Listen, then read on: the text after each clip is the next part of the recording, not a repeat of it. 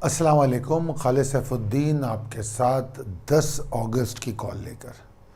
अच्छा जनाब, आपको मुहर्रम उल हराम की वजह से ये वीकेंड थोड़ा लॉन्ग मिल गया, 4 दिन की छुट्टी रही, तो इसमें होने वाली सियासी अपडेट्स जो हैं, अगर उससे कुछ मार्केट पे इम्पेक्ट आने वाला है तो वो मैं यकीनी तौर पे आपके साथ शेयर कर लूँगा। और उसके लिए या कोई छोटी सी वीडियो या कोई लाइव वीडियो या कोई ऑडियो मैं एटलीस्ट आपके ग्रुप पे ज़रूर अपडेट कर दूँगा। अच्छा जनाब, अब रैपअप की जो वीडियो है वो आप देख चुके होंगे। उसमें मैंने बड़ी डिटेल से बहुत सारी चीज़ों पर रोशनी डाली है। अच्छा जनाब, अब चलते हैं possibilities and strategies as per technical chart. आपने देखा होगा लेवल सारे अपडेट हो गए हैं, जो लेवल प्रिसाइज लेवल स्लाइड है। पॉसिबिलिटीज़ क्या है? बहुत ही शानदार क्लोजिंग है बुल्स की, एक्साइटिंग क्लोजिंग है, जो इस बात पे पॉइंट करती है कि बुल्स मज़ीद एफ़र्ट करने को बेकरार है। ख़ास तौर पे जुम्मे का जो सेकंड हाफ था उसमें बड़ी सरप्राइजिंग और एक्साइटिंग सिचुएशन थी कि जो इंडेक्स है एक नए फेज़ में, या समझ लीजिए उस नई रेंज में दाखिल हो गया।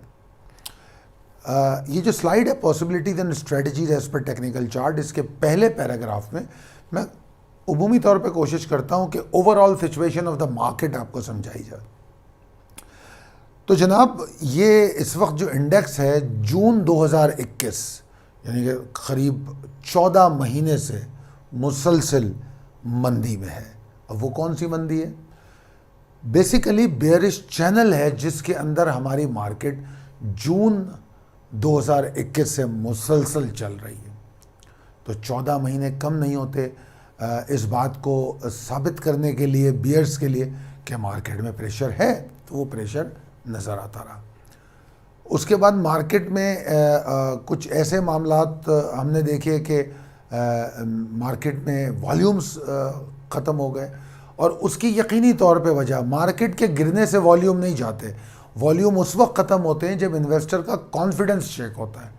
मार्केट का गिरना या बढ़ना एक नेचुरल बिहेवियर है, इससे मार्केट को कोई बहुत बड़ा फ़र्क नहीं पड़ता। ये दोनों डायरेक्शन जो हैं मार्केट की नेचुरल है, बिल्कुल कुदरती हैं। मार्केट बढ़ती भी है, गिरती भी है, मगर इन्वेस्टर्स का इंटरेस्ट कम हो जाना या ख़त्म हो जाना, ये बड़ी हैरानकुन बात होती है। और ये उसी वक्त होती है जब किसी भी मार्केट में, जो मार्केट जिस मुल्क की है उसके अंदर अदम इस्तेहकाम की कैफियत हो, मुआशी, सियासी या बैरूनी कोई जंगी हालात, ऐसे मामलात हों, या ऑब्वियसली अंदरूनी खाना जंगी या और खाना जंगी का असरअंदाज होना मईशत पे, पावर्टी, बीमारी, ये तमाम चीज़ें होती हैं जिसमें ऐसी सूरत हाल आ जाती है। सिर्फ मार्केट के गिरने से वॉल्यूम नहीं गायब होते, ठीक है। एक बात, ये बात समझ में आ गई। तो जून 2021 से मार्केट बेयरिश चैनल में चलती रही। उसमें हमने मेरे ख्याल में एटलीस्ट अगर मैं याद करूं तो शायद 3 या 4 अच्छी वेव्स ली हैं जिसमें हम ऊपर गए, मगर हमने उस चैनल को ब्रेक नहीं किया। हम ऊपर गए और फिर एक मखसूस रेजिस्टेंस पे आके फिर मार्केट ने प्रेशर लिया और मार्केट नीचे आई।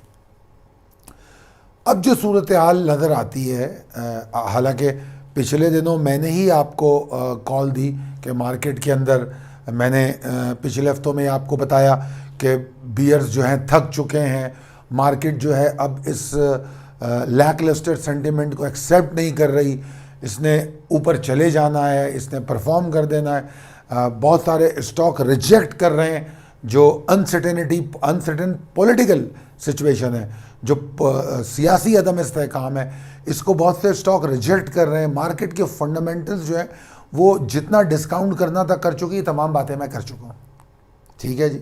और अल्हम्दुलिल्लाह उसका रिजल्ट भी आया, मार्केट ऊपर चली। और जहाँ थोड़ी सी मार्केट ऊपर चलना शुरू हुई, बड़ी शिद्दत के साथ वॉल्यूम आए। अभी भी वो वॉल्यूम नहीं है जितने वॉल्यूम हमारी मार्केट में होने चाहिए, मगर फिर भी 16 करोड़ 14 करोड़ उस 6 करोड़ से तो बेहतर है, तो वॉल्यूम आए। तो जनाब, ये कहना तो गलत होगा मार्केट बुलिश हो गई। ओवरऑल सिचुएशन में मार्केट को बुलिश कहना ठीक नहीं होगा। हाँ, हम ये ज़रूर कह सकते हैं कि मार्केट में कुछ एक्टिविटी देखने को मिली और मार्केट कुछ रिकवर करने की कोशिश कर रही है, हम ये बात तो कर सकते हैं, मगर हम क़तई तौर पे मार्केट को बुलिश नहीं कह सकते। ठीक है जी। तो बहरहाल मार्केट ऊपर जाने की अपनी कोशिश करती हुई नज़र आई, उस रिकवरी फेज़ में नज़र आई। देखिए जनाब, एक बात मैं आपको बता दूं, मार्केट 44,118 के ऊपर जब तक नहीं ट्रेड करती, इसको लॉजिकली बुलिश कहना ठीक नहीं होगा। शॉर्ट टर्म वेव होंगी, जिस तरह मैं आज की कॉल में सेकंड पैराग्राफ में इसको बुलिश कह रहा हूं, that is for short term. ठीक है जी, इस बात को अलग अलग समझिएगा।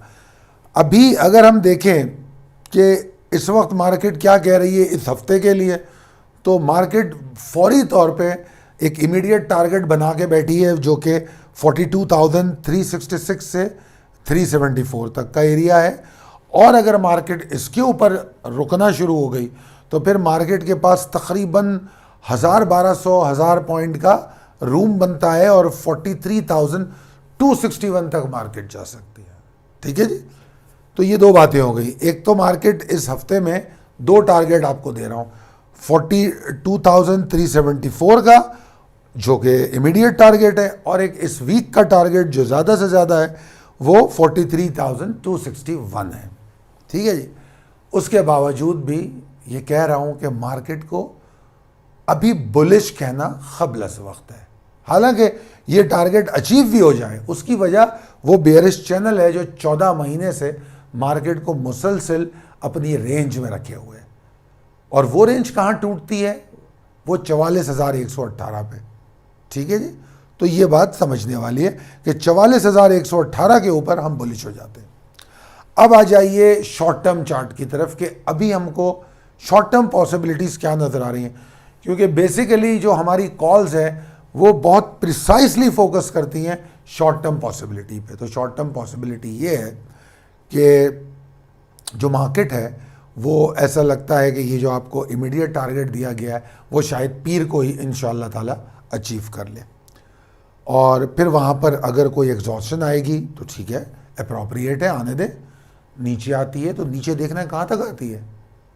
अप्रोप्रिएट एग्जॉस्शन या करेक्शन मार्केट में हमेशा वेलकम करनी चाहिए, क्योंकि उससे मार्केट को एक सेहतमंदाना टाइम मिलता है कि जिसमें डिस्काउंट होती है, वो स्पेकुलेशन या वो प्राइस वैल्यू जो इजाफी बढ़ जाती है वो उसको एडजस्ट करती है, फिर अपनी नई डायरेक्शन सेट करती है, तो वो हमेशा अच्छा होता है। तो 42,366 374 हमारा पहला टारगेट। उसके बाद अगर मार्केट नीचे आती है, आपके पास लेवल मौजूद है, जो प्रिसाइज लेवल टेबल हमारे पास मौजूद है, अगर आप उसको देख रहे हैं तो उसमें आप देखोगे मेरे सामने लेवल है 42,153। ठीक है, बहुत अच्छा लेवल है, स्ट्रॉन्ग लेवल है। और उसके बाद 42,064, ये सब जो लेवल हैं ये मार्केट को सपोर्ट करने वाले लेवल है, सपोर्ट करेंगे। यहाँ तक नीचे आ रही है, मुझे कोई फिक्र नहीं है। एक बात अब यहाँ पर आपको थोड़ा सा टेक्निकली समझना पड़ेगा। अगर तो मार्केट आगाज़ के साथ खुल के नीचे जाए, जो कि नहीं होगा, इंशाल्लाह नहीं होगा, माँ सिवाय इसके कि कोई ऐसी अपडेट इन 4 दिनों में हो जाए, उसका मैं कुछ नहीं कह सकता, वरना मुझे नहीं लगता। अगर तो मार्केट खुलने के साथ नीचे जाए तो 41,735 675 का जो लेवल है that is going to work as a major support. ये मेजर सपोर्ट है। ठीक है जी। और तो अगर मार्केट मंडे को तेज़ी में खुलती है और हमारा दिया गया इमीडिएट टारगेट जो 42,366 374 का है वो अचीव कर ले, then 41,976 935 is your major support और bottom for the short term trader simply. और ये भी बात याद रखिएगा, अगर मैं 42,374 तक पहुंचता हूं तो मैंने प्रॉफिट टेकिंग करनी है, मैंने ट्रेलिंग स्टॉप लॉस करनी है। वहां खड़े नहीं रहना है माल लेके कि बस अब मार्केट ठीक हो गई, नीचे जाएगी तब भी कोई मसला नहीं है। खालिद ने कहा है कि 41,900 तक कोई मसला नहीं है। नहीं जनाब, ऐसा नहीं है। मैं उस मसला तो नहीं कह रहा, तो मगर ये नहीं कह रहा कि माल लेके खड़े रहो, माल ऊपर बेचो, नीचे आके फिर ख़रीद लेंगे, क्योंकि इवन 41,735 तक भी मुझे कोई फिक्र नहीं है, मैं माल ख़रीद सकता हूँ वहाँ पर जाके, माल ख़रीद के फिर हम दोबारा आगे चलेंगे, तो ये मुमकिन है ना, तो इसको करेंगे।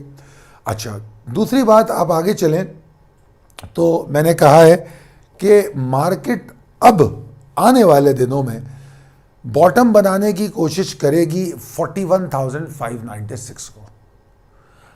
अब जो ये 41,596 है, ये बॉटम बनेगा और यहाँ तक मार्केट का आना जो है अप्रोप्रिएट करेक्शन ही कहलाएगा, ठीक है जी, कोई परेशानी की बात नहीं होगी।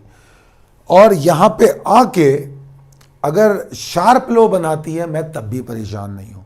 मार्केट को इसके नीचे रुकना नहीं चाहिए, 41,596 के नीचे रुकना नहीं चाहिए, या वॉल्यूम्स नहीं जनरेट करने चाहिए, ठीक है, तो मार्केट ठीक है, नीचे आए, एक आध लो बनाए, फिर 41,596 यानी कि 41,600 के ऊपर क्लोज हो जाए, तो हम अपनी वो एडजस्टमेंट भी कर लेंगे, फिर हम एक नई एनर्जी के साथ ऊपर जा सकेंगे, ये एक बात।